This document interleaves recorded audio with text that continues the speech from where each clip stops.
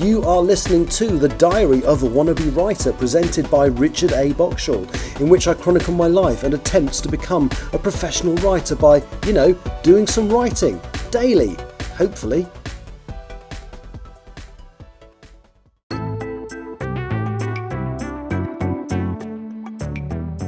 Hello and welcome to The Diary of a Wannabe Writer. I thought I would talk briefly today about the way I write and how it's usually the same method, but how I have varied it on a couple of occasions. So one of the bits of research I did when I was looking at the way I wrote is to see how other people do it. So predominantly, do people write in a linear fashion? Do they write chapter 1, chapter 2, chapter 3 and so on like that? Because that's what I do.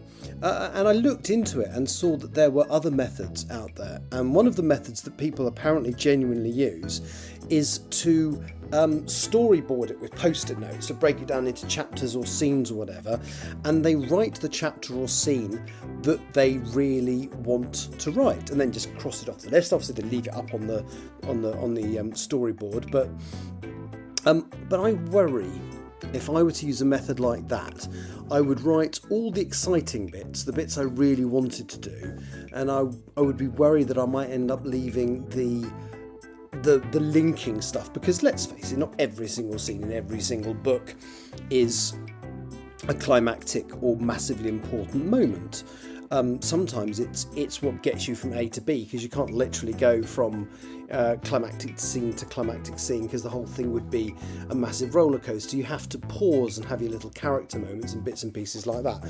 So yeah, I did consider attempting that method, as I said, but I have a feeling that if I did do it, I would end up writing myself into a massive hole. And also I think, because if you are writing it in a disjointed fashion like that, I think you could end up creating inadvertent continuity errors that you might only pick up in the edit, and it could be something really huge which would absolutely knacker the whole story and mean you need to start again, which I think would be very frustrating. So no, all in all, I go for the linear model, and that's how I've written everything that I've done so far. So I say everything I've done, the 3 projects I have either finished or nearly finished. So for example, Still Life, which was originally called The Artist, was originally written in that linear fashion, as is Empress of the Trees, which I'm currently writing, but I do have an exception to that. My first book, The English Hikikomori, has 2 strands to it. One of them which is imaginary, and one which is real, and actually running concurrently, but without giving too much away, you're not necessarily meant to know that the first strand is imaginary, is a lie, until you get to the second half of the book. And I kind of deliberately wanted to cross-fertilise both of the 2 strands, so I'd have moments from the real strand that impacted on things that happened in the fake one, and the other way round. And so what I actually did was I wrote the first, I think it was 3 or 4 chapters of the book, and then I initially started writing just the fake part, the first half, and then I thought, well no, the cross-pollinisation, the cross-fertilisation will actually be a strength, because I can deliberately show that one inspired the other or whatever. So I then caught up. I think I'd only written until 3 chapters at this point. I then started writing the second strand, the real strand as it were, and then at that point I'd write pretty much 1 chapter of each. Sometimes one chapter had a lot more in it, so sometimes one strand had a lot more in it than the other, so there might have been times where I wrote a couple of chapters in one strand and only 1 in the other, and vice versa.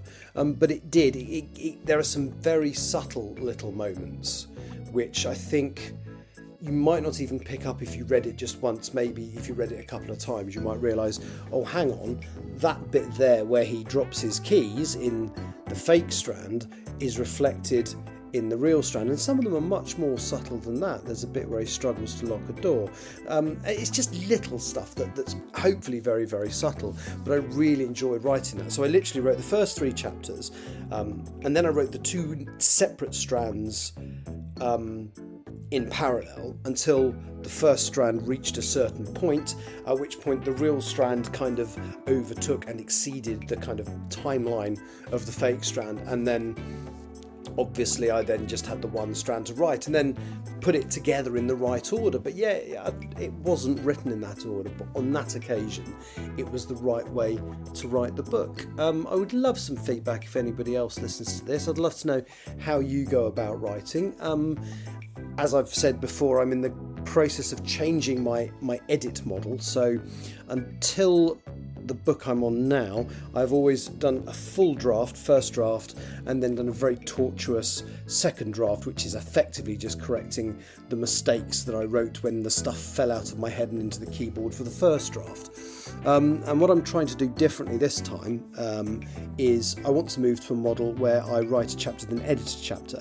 Unfortunately, as I've said before, with Empress of the Trees, I have already written 31 chapters, so I'm editing those chapters. In fact, I think it's become 32 now because I split a chapter into two, but I'm editing those chapters before I write any new material. And as I've also said, my hope is to get that first pass done by the end of June. I'm pretty much on target, I would say, and I definitely hope to be writing new material before the end of June. So yes, that's all I'm going to talk about today.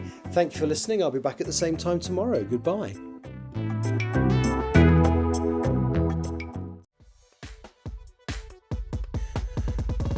You have been listening to The Diary of a Wannabe Writer, presented by Richard A. Boxall. Thank you for tuning in to my random ramblings, and if you'd like to know more about me or my projects, visit my Linktree at linktr.ee/Richard Wright, capital R, capital W. Thank you for listening.